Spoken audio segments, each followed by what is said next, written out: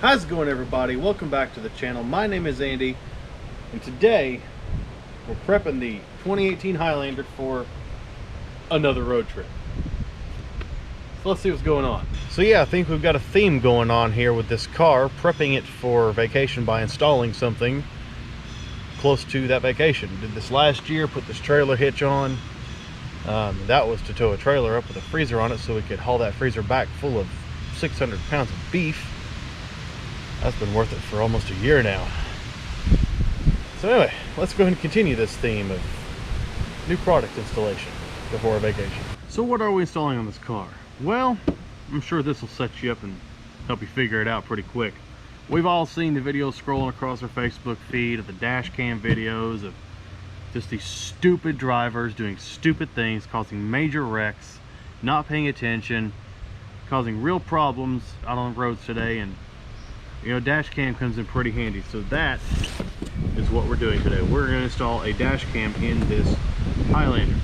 Now this is one I picked up off Amazon. This is a Galphi or Galphi, not really sure how it's said, M2 3-channel dash cam I bought off Amazon for about $80. Now this is made in China, and we'll see a few ways in which we can tell that it's made in China just from the packaging, really. Now you're going to see in a few ways that this is a foreign made product, and it may have been made with a little bit of cheapness. We're going to see if it works anyways. You know, just starting at the back of the package where it says to activate your 1-year warranty, and the spacing in the letters is missing the A there. You're going to see some misspellings from things being translated, that kind of thing. It'll be very obvious. But still, let's start with unpackaging. This is actually a pretty nice package. You see it on the front there. Sleeve kind of slides off the box like this.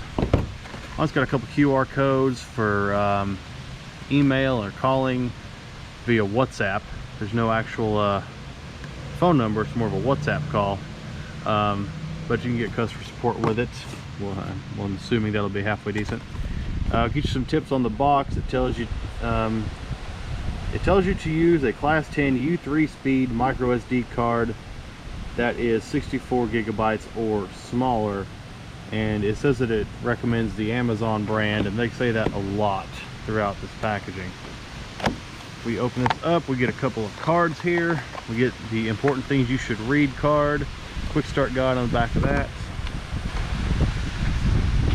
There goes the sleeve, and we get a card for your warranty registration. It says you get a 1-year warranty with this thing, so there's the information for that. Here is your user manual, full color, actually a pretty nice looking user manual, and we'll see just how intuitive this thing is, but it looks pretty nice.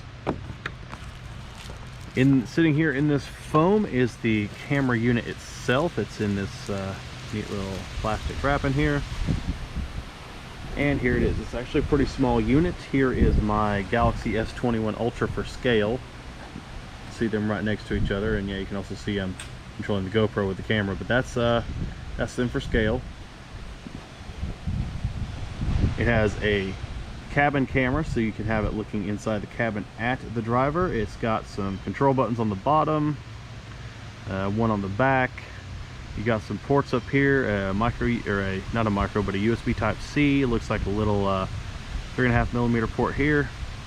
On the front of the camera, you got a microphone, and you've got the front facing camera as well. Here on the left side is your mic, your reset button. You're gonna have to have something really thin to reach in there if you ever need to hit reset, and your micro SD card slot. Nothing on the right side. And your cabin camera is actually adjustable within just a few degrees, not a lot, but it is adjustable. It's got some protective film on the lenses, so that's a pretty nice touch right there. Good, I'm glad they did that. Setting all this aside, there's a box inside this box, and let's see what we have. We have some adhesive clips. I think those are for running the wires, probably to attach it to the bodywork underneath the interior molding, just to make it not flap around inside the car. That's what I'm guessing. This bag here contains your rear facing camera and the full length of wire. Hopefully that is enough. Look, that pulls apart right there. Hopefully that is enough to run the length of the car to the front. It ought to be, so we're going to hope. Once again, you've got a nice protective film on the lens, This can be attached either with screws or with this matching 3M adhesive, which I think is how I'm going to be doing it. I don't want to drill holes into our Highlander. Plop this back here. I said I don't want to drill holes in the Highlander. I think that would also probably get me killed. The wife loves this car. So here you have your power adapter, plugs into your 12-volt round cigarette lighter port, and the other end is a Type-C USB, plugs into the top of the camera to provide it power. This does have an internal battery in it, but it's only for recording and saving while the car is off. This can be set to a Sentry mode of sorts, to where it monitors the car when parked. This bag here looks like it just contains a Type-C data cable, A on one end, C on the other, so that you can transfer data to a computer, or you can just pull the SD card and do it that way. It comes with a plastic trim tool, so you can pull back the trim on the car without using anything metal and damaging the trim. That's a nice feature right there. Here's a little, it looks like a cell phone SIM card tool, but I'm wondering if that's a, for the reset button, because I don't see anything on this thing that makes me think you need it, except for that reset button. So that's kind of cool, but I guess any SIM card tool would work, because that's exactly what that is. It's a SIM tool for a cell phone, pretty much. Looking in this box, one more item in the box, and this is your suction cup windshield mount for the front camera. Try to get that thing pulled out. Come on, it's stubborn. There we go. So this is your suction cup windshield mount for the camera itself. You can see this piece right here where it attaches to the top of the camera. And just unlike all my other mounts that you flip a lever to lock and unlock it to the windshield, this one you just kind of turn it. That's kind of neat. So hopefully that looks like it pulls that suction cup in a pretty decent amount, so that ought to do the trick. This thing doesn't hardly weigh anything, so this hopefully should hold on pretty well. You get a little bit of adjustment here. You can kind of loosen that up and tip that back and forth. It's notched. Not bad. All right, so let's see what it's going to take to install all of this in this Highlander. I'm doing this while the wife isn't home. It's better that way when you're taking the wife's car apart. Okay, so installing the front camera should be the easier part of this installation. I'm not gonna say it's the easiest, because I'm still gonna have to hide a wire, but finding a place for it to mount should be quite easy. So I'm just gonna take the suction mount here. I'm gonna peel this protective film off of the suction cup. So boom, there's that. Hope you saw that. Oh well, if you didn't, oops. And I'm just gonna put it right here underneath this black box against the windshield. You know, all these modern cars have all these sensors up here for like collision warning and things like that, lane departure assist, that kind of thing. And this car has all that, so you got this box here. It contains all that. I can't put it directly behind the rear view mirror, but I can put it just below this. It still won't be too obstructive of her view, but it will be mostly centered, and that's kind of what I'm going for, is try to get it centered as much as possible. Also, I don't know if you can tell, but putting it up higher doesn't really work, because you got the black dots up here that provide a little bit of shading, and it's not always like going to see through those. So I think this is going to be the best place. I'm going to clean this glass off, and at least in this spot, I should clean the whole thing. I'm going to clean this glass off and stick the mount onto this surface. All right, so I've cleared the glass, cleaned it, so there's no contaminants on there that'll keep it from sticking as just as well as it can. I'm gonna go ahead and hang the camera from this thing. So this piece slots into this slot here on the top, so we're going to click that in place. Okay, it only goes in one direction. Easier said than done. What's up? Okay, so that really did not want to go into that slot, but it did. I didn't have to alter it or anything. I'm going to go ahead and tip this back a little. I'm just going to stick the suction cup as close to the black box as we can, maybe just a little bit to the right, because the camera's on the left of the unit. I'm going to turn to click it into place. That knob loose, we're just going to pull that down and tighten it up for now. All right, and that's sitting there. Now I'm going to go ahead and connect power. So here's our USB power cord. Once again, this goes into the USB Type-C on the top of the unit, and there's a reason for that. It goes to the top of the unit because you're going to be snaking this through the trim of the car, ideally. But for right now, we're not going to snake it through the trim of the car. We're just going to put power to it, see if I can get it aimed. Feels like we're clicked into place. Pull this back and plug this thing in down below the radio. Power this thing on. Okay, looks like we can hear that we got power to the camera. All right, here's the display screen on the camera. It actually looks halfway decent. I mean, it's not the best. I'm gonna get in pretty close, but it looks like it'd be good enough. Here in a minute, we're gonna see just how good it is. I'm gonna get up close to the license plate on that car over there and see what happens. But this looks halfway decent. So here's our exterior view. You can pretty much see everything in front. You can see the hood of the car. And if I sit back, you can kind of sort of see me in the upper corner, so you can see the whole cabin. Sorry for the bad footage. It's kind of hard to film a camera with a camera. Ooh, there we go. That's nice. Now, with that rotated in that position, I can see the 2 front seats, the 2 rear seats. I can see the rear glass. I can see the back side of the rear view. I can pretty much see everything around. We're pretty much centered. I'm gonna turn that just a hair. I like that. That's actually a pretty good view, and I like that that's nicely centered right there. So yeah, that looks pretty nice, actually. Now there's no SD card in that. I thought I had an SD card that this is rated for, but I don't. I'm gonna have to go through the setup, but that at least gives us an idea of what the front and cabin cameras look like. Actually, I can get a little bit better. This is your display mode control. So this is showing a dual display, a picture-in-picture. If I hit this once, it's going to show me just the front view. If I hit it again, it'll show me just the cabin view, which is going to show mostly the GoPro. But if I pull this away a little bit, maybe we can see some of the cabin. Put this back, and it's going to show just that. Now, I'm assuming it's not showing a rear view because I don't have a rear view connected yet. We're going to work on that in a bit. Okay, so what I'm going to do right now is try to stuff this wire into the trim panels around the car. So I've kind of pulled back from the bottom on this black panel here behind the mirror. I've started to tuck the wire into here. It's going to be a bit hard to do on camera, at least for me. I'm going to stick that wire into here.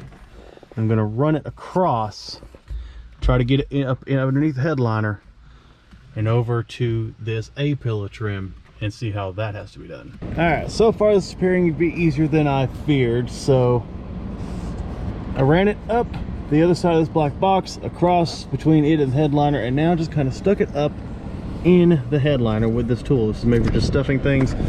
And I don't know about any other cars, but in this Highlander, it has kind of these, they're hard plastic A-pillar things or trims, but they got this nice soft material on it that matches the headliner. There's an airbag behind this, so please, dear God, be careful. But it's looking like I can just simply tuck the wire in between it and the windshield, and it's gonna go in there nicely. Let's keep on running down the length of the A-pillar and see if I'm right. Okay, so I've run the cord down the length of the A-pillar between it and the windshield. There's a little bit trying to stick out here. I'm gonna wrap that in something, make it stick in there better. But then just run it straight down this part here between the side of the dash and the A-pillar trim. That just fits in there really nicely. Coming down here between the dash and this trim here, kind of pushing in there kind of deep, and it actually fits very nicely in there as well. Not completely done there, but almost. Just run down the length of the dash. Looking at the length of this cord, I was hoping I could snake it all the way to the inner console, the center console plug in here, but it looks like it's going to have to go to this plug right here underneath the radio. But that's just fine. Okay, once you get the wire routed down this way, you're into a big area of open trim. And let's put the light on this. There's going to be this panel down here. And actually, this is probably the easiest part of the install, because you're just going to, this is on the Highlander, by the way, you're going to just pull some tabs, and this thing is going to pull right down. A little easier said than done. You may have to have it'll come off. It just doesn't like to do so easily, but pull down on it, pull on them tabs, and here it comes. It just pops right out. Set that aside. And up in here, just so you know, that's how you get to like your blower motor and stuff. But this cord, you're just going to be able to probably set this back in on top of the trim, route this however you need to this other side, because we're gonna have to stick it in the trim again to get it over to that plug. Okay, so I brought the cord across like I said. Now I kind of tucked it into this gap. This was a bit more of a challenge because this gap likes to stay tight and closed, so you'll have to really put some force pushing this panel over to put that in there and use your tool. I did take a few pieces out. There's these inserts that fit in right here. Pulled that out. I don't know where, wait, it's in the car somewhere. Here it is. This insert right here that fits right here, I pulled that out, and there's like an 8mm bolt here. I just kind of pulled that out so you could bend this and flex it more easily. That way I can run the cord in there. I did manage to pull this up, trying to look for ways to run it up through. It's gonna be too much for me to want to deal with. I'm sure it can be done, but I really don't want to deal with it. So I'm gonna pop this back in there and put these panels back on. All right, here we are. So the cord came up through this gap like I just showed you, across here. I had this little black piece out here, but I put it in, back in, and routed the cord just around to the plug and kind of turn the plug upwards. It's not really gonna tuck between the black panel and the bottom of the dash without damaging the cord or causing any major gaps, and I don't want to leave a bunch of gaps. I'm okay with a little bit of cord peeking right here, and that way if she does need to pull the cord, she can. It can just kind of lay over to the side or whatever it needs to do. There's no real stress on the cord, so I'm actually okay with that. I like that fitment. Otherwise, we just come right here. The wire runs this way, runs across underneath the glove box, runs up through this gap, around the speaker grill, back up the A-pillar, across, and down to the camera. It's nicely hidden except in two places, up there and right here. That's just, in my opinion, that is perfect. Don't forget, put this panel back in. It's very simple. There's just two slots that these go into. You can kind of see them if you look, and then just kind of lightly push, and that panel's back into place. All right, to come back in, I've turned the ignition to power on, and we do still have display on the camera. This cord is in a bind though, this port. I don't like that. I'm probably gonna pull this out of this side, run it down the other side to put a little more length back into the cord and keep it from being in a bind and messing with that port. At this point, it is stretched to its max the way it is routed here and down here. I really can't run it any other way without it, showing everywhere. So I'm probably going to take this out of here, route it down the other side. All right, so that actually worked. I routed the cord down this side and kind of across, so it'll S-curve back down here. Be careful with this. I wasn't even trying to take this off, and somehow I think I managed to break one of the clips up underneath inside it. It's not exactly flopping. Well, it's flopping a little bit, but it's just clips down here. At least I won't be pinching the cord, but careful with that crap. That kind of sucks. Broke one of the tabs inside, but it's gonna have to be how it is. I don't know if I can fix it, get that fixed or not. As long as this stays up here, I'm not incredibly worried about it though. It should not be a problem at all. The power still works on the camera, and the cord's not stretched and strained very much, top or bottom. Okay, so I'm actually taking advantage of the fact that I messed up that clip or tab or whatever underneath, and I've run the cord for the rear camera through this access panel right here, out this gap down to the camera, and now I'm going to start running this up here in between, and this panel very easily just pop back into place, click click, and that cord shouldn't fall out of there. Okay, now this cord is what you're seeing is for the front power. Like I said, that one's not hiding very well. This one to the rear is hiding pretty well. It very easily tucks right in this gap, and even more easily runs right in this black, like felt, almost rubber trim stuff. I mean, I'm tucking it in there fairly easily. I can probably do this in real time. And if you push it in there far enough, it kind of comes right back, and you can barely even tell it's there. You really can't actually tell it's there. And of course, you're gonna have to come, once you get down here, you're gonna start forcing it in this area, and that's gonna pretty much be the scenario through the rest of the car. Okay, so we're at the back. The cord routed through here and then up through here, and it actually did so fairly easily. I said forced in there a minute ago, but I really didn't have to force it very much. And then back through this way and back to here. Now here's this rear door seal, and I kind of pulled it out, and I've run the cord up underneath the headliner here. You can just kind of stick that right in behind the headliner. Now I will say this cord actually does separate. There's two halves that plug in together. Here's the camera end. I kind of like this because you can run the route the wire without the camera swinging around and smacking into stuff and possibly getting damaged. Now we're going to try to run this onto the headliner and then out past this seal without making it so that it leaks. Okay, I connected the two halves together, stuck all that in underneath the headliner, and now this is just going to stick right here on the underside of the hatch. Now I'm kind of having to do it this way in order to have the rear camera because, well, this is really the best hard place to mount this thing. Right here is soft. It's made of the same, you know, the headliner comes all the way back here. There's no plastic trim piece.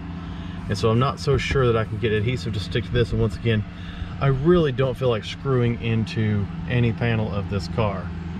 So we're going to try this. Hopefully we don't have too much problem with cord getting in the field of vision. I'm going to try to find a way to stick this here and test and see if it works in this position before permanently attaching it with the 3M adhesive, and also checking to see what that cord looks like in our rear view. Okay, so I was able to kind of fold the wire more and stick a little more in behind this seal. Once again, between the headliner and the middle. I put some Scotch tape on here just to hold the camera to the gate temporarily. So we're going to see what kind of droop we get out of this cord. So let's pop this glass, so we can do that on the Highlander. And this is what it looks like. Now I'm gonna have to do something to position this better. In fact, now that I can see it, I probably need to move it back some. Let's move it back some towards the back of the car and try to get it so it's not pointing at the interior trim. That would be helpful. Okay, with that pointed out the window just a little bit better, there's not very much droop in the wire at all. That really looks good. Let me put the glass down now. Let's go to the interior and see what it looks like from there.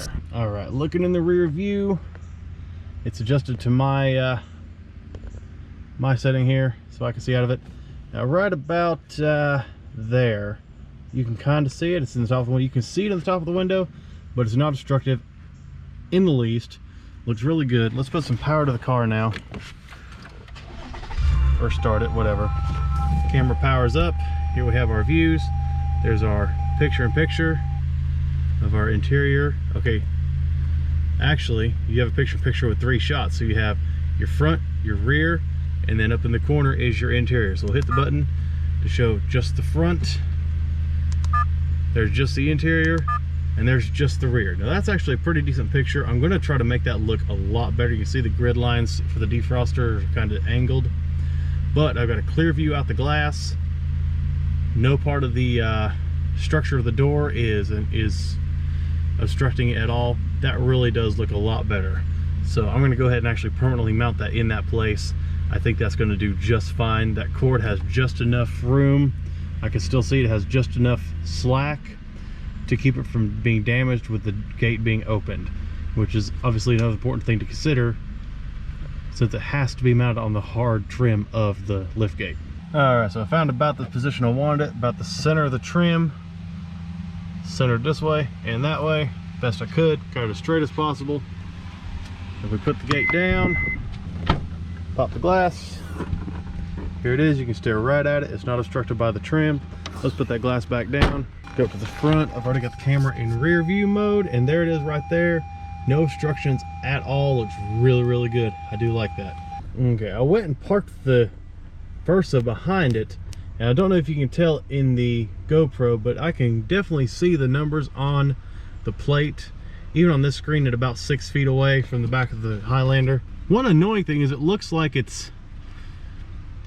just looking into a mirror looking at this. It's not showing me the correct orientation. It looks like I'm looking into a mirror. I don't know if there's a way to flip that around.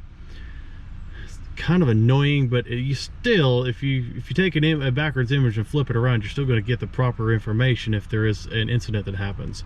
I don't know if there's a setting for that or not, but hopefully there is, because that is a bit annoying. And I switched the Versa to about 5 to 6 feet in front of the nose of the Highlander. So let's switch this thing back to pure front view. Let me see if I can read it now. On the small screen, I can kind of read it. Hopefully if I pull that off of a memory card onto a computer, they'll become a lot more visible. This is a small screen, but at least it's there to show you what your general field of vision looks like. You can sort of make out the letters on the plate, although I'd say on a computer screen it turned out a lot better. And of course, with that installed, last is everybody's favorite part. Peel the stickers off. I already got the one off the front. And of course, can't forget the rear. That's much better. Install complete. With the install of the camera done, you do want to go ahead and install your SD card, your micro SD. Now this company is very, very adamant. They mention it on all the cards. They mention it in the book. They mention it on the box. I mean, it's everywhere. It says only use 64 gigabit or lower class 10 U3 SD card. They really recommend this. So we'll see if I buy a 64 or not, but definitely want to get the class 10 U3 just to make sure you're getting the best thing according to them for this camera. Otherwise, this user manual is going to show you everything you need to know to set it up. It's going to show you what all the icons mean, how to engage parking, monitoring mode.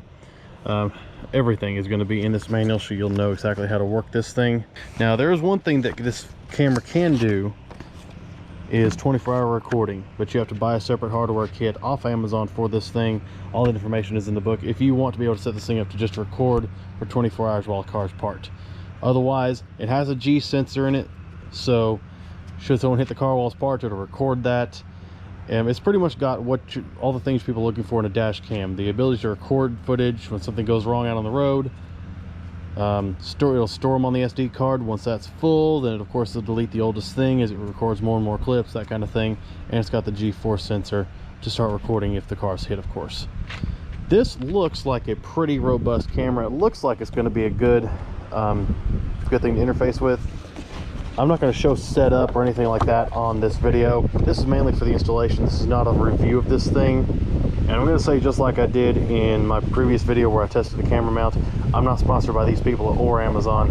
I am simply showing you this thing and installing it myself to see just how it is. And maybe after this trip, if we get footage or if I have enough to work with, then maybe I will put together a video talking about how this thing has been doing, how well it worked, and if it's worth the $80 price tag.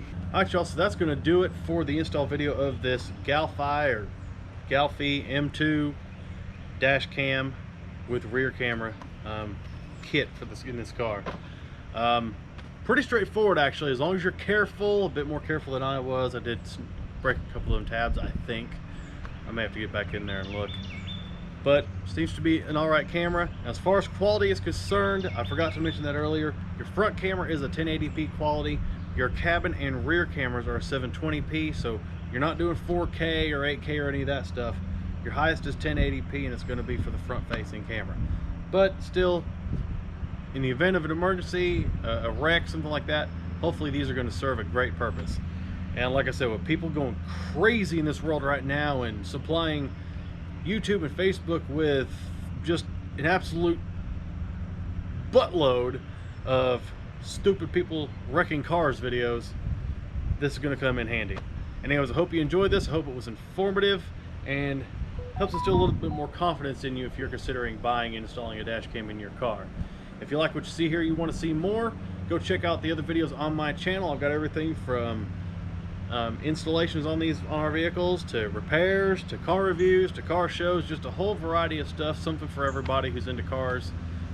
If you like what you see on this channel, make sure you subscribe down below if you haven't already. Follow on Facebook and Instagram at that car vlog channel. Give this video a thumbs up and check the description below for a link to this product on Amazon, and also a link to a list of cars I'd be interested in reviewing and driving on the channel, as that is something that I have always wanted to do. It's a main goal of this channel. If you have something you'd be willing to allow me to review and drive on the channel, hit me up at my email address that is listed in the description below. Anyways, thanks y'all so much for watching. Have a good one. Alright y'all, so that's going to do it for the install of this action cam. What was it called again? Galphi or Galphi, whatever. dash cam. Did I say action cam? I'm gonna start over.